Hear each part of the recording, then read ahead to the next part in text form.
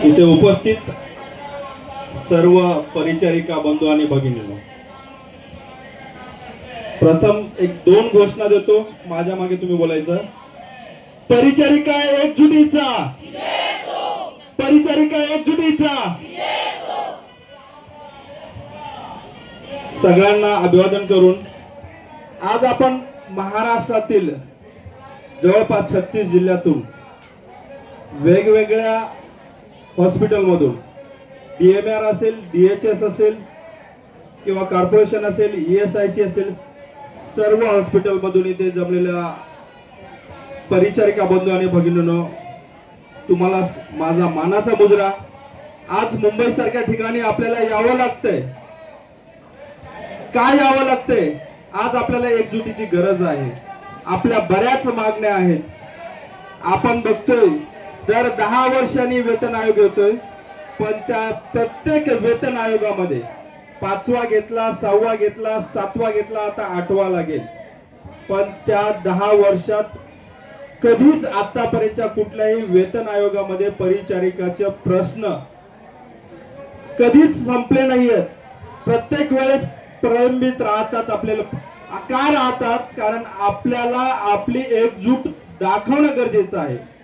आपल्याला फक्त बोललं जाते परिचारिका हा हॉस्पिटलच्या बॅकबोन आहेत, आपण कणा म्हणून ओळखला जातो. पण तो कणा कसा पद्धतीने पाहिजे आपल्याला, आपण बॅकबोन म्हणून. डॉक्टर एक वेळेस नसेल तरी चालेल, पण परिचारिकेने फक्त 1 तास काम बंद आंदोलन जर केलं, 1 तास तन मन धनाने सगळ्यांनी एकत्र येऊन आपले मतभेद विसरून, प्रथमतः आपल्याला काय करावं लागेल, कोण कुठल्या संघटनेत काम करतोय, कोण कुठल्या असोसिएशन मध्ये काम करतोय, कोण कुठे काम करतोय हे विसरून, आपले मतभेद विसरून एकत्र ज्या वेळेस येऊ, त्यावेळेस सरकारला सुद्धा भाग पडेल की यांच्या आपल्या मागण्या मान्य करायलाच पाहिजे. आणि आपण 1 तास, आपण 2 दिवस 4 दिवस बेमुदत आंदोलन करून फायदा नाही. 1 तास जरी आपण काम बंद केलं तर आपल्या सगळ्या मागण्या मान्य होऊ शकतात. पण आपल्यामध्ये एकजूट नाही. त्यामुळे या सगळ्या गोष्टी तुम्हाला माहित असेल, सरकारचे धोरण खूप वेगवेगळे आहेत. आपल्याला शैक्षणिक भत्ता नाही. आपण शिकताना गोरगरिबाचे मुलं शिकतात, त्यांना शैक्षणिक भत्ता. आतापर्यंत महागाई दरवर्षी वाढते. 200-300 रुपयावरची आपल्या मुली, स्टुडंट असेल, विद्यार्थी असेल, ते 200-300 रुपये शैक्षणिक भत्ता घेऊन फक्त गव्हर्नमेंट मध्ये काम करतात. प्रायव्हेट मध्ये तर सोडूनच द्या. आपल्याला नर्सिंग अलाउन्सेस नाहीयेत. सेंट्रल गव्हर्नमेंटला नर्सिंग अलाउन्सेस आहेत. सेंट्रल गव्हर्नमेंटचे कर्मचारी काम करतात, आपण करत नाहीये का? आपल्याला नर्सिंग अलाउन्सेस आहे. डॉक्टरांना जसं त्यांना प्रॅक्टिस करण्यासाठी त्यांचा अलाउन्सेस आहे, तसं आपल्याला नर्सिंग अलाउन्सेस देणं ही काळाची गरज आहे. प्रत्येक वेतन आयोगामध्ये आपल्याला स्पेशल अलाउन्सेस जाहीर करणं गरजेचं आहे. आपण 24/7 काम करतोय. 24 तास आपण वर्किंग, आपण 3 पाळीमध्ये काम करतो. पण कोणालाच आपल्या मागण्या कळत नाहीये, सरकारला कळत नाही. सरकारला हीच वेळ आहे आपल्याला जॉब विचारणं गरजेचं आहे. आपल्याला स्टाफ नर्स पासून ते वरिष्ठापर्यंत, मेट्रन पर्यंत सगळ्या पोस्ट जर बघितल्यात, सगळ्या पोस्ट वॅकंट आहेत. माझ्या माहितीनुसार 2006ला आपल्याकडे BSc नर्सिंग कॉलेज चालू झालंय. अद्यापपर्यंत प्रिन्सिपलची पोस्ट परमनंट भरली गेली नाहीये. ट्युटरच्या पोस्ट भरल्या जात नाहीयेत. किती लोकांना माहित आहे, किती दिवस झाले DMR मध्ये ट्युटरच्या पोस्टची जाहिरात आली नाही आली. आपल्यामध्ये वर्किंग अरेंजमेंट, आपण काम करतोय. आपल्याकडे बरेच सिस्टर इन्चार्जेसच्या पोस्ट वॅकंट आहेत, असिस्टंट मेट्रनच्या आहेत, ग्रेड 1 मेट्रनच्या आहेत, ग्रेड 2 मेट्रनच्या आहेत. ह्या सगळ्या पोस्ट भरल्या तर, आणि भरमसाठ हॉस्पिटल ओपन करायचे, नवीन मेडिकल कॉलेजेस ओपन करायचे. अरे ते मेडिकल कॉलेजेस ओपन करताना आमचा पण विचार करा. आणि काहीतरी आपल्याला तोडा आणि फोडा हे करण्याचं षडयंत्र रचलं जातं प्रत्येक वेळेस. आता तुम्हाला माहिती आहे, सगळ्या माझ्या परिचारिका बंधू आणि भगिनींनो तुम्हाला सांगतो, आता ज्वलंत विषय, आता GR आला 80-20चा.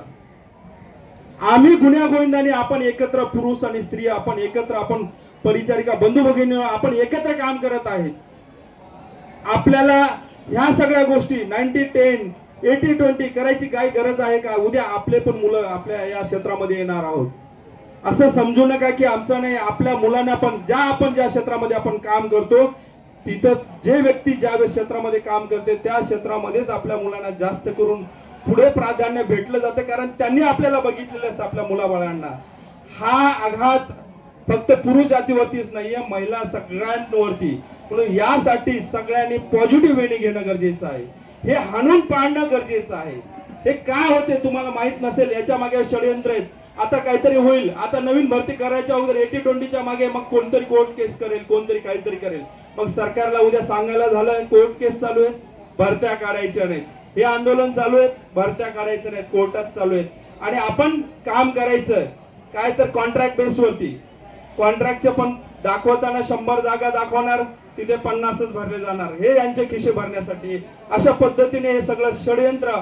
आणि जर आपण विचार करून जर सगळ्यांनी एकत्र येऊन जर विचार केला, आता एवढे मेडिकल कॉलेजेस झालेत, एवढे हॉस्पिटल झालेत, प्रत्येक नर्सेसला ग्रेड 1 ची पोस्ट भेटून रिटायरमेंट झाल्याशिवाय राहणार नाही. फक्त आपल्याला त्यासाठी आपल्याला आकृतीबंध तयार करावं लागेल, त्यासाठी आपल्याला स्वतःला जागे व्हावं लागेल. तुम्ही ज्या वेळेस स्वतः जागे होणार, कारण काही लोक आपल्यामध्ये असे आहेत, तुम लढो हम कपडे सांभाळते, बरीच अशी परिस्थिती आहे.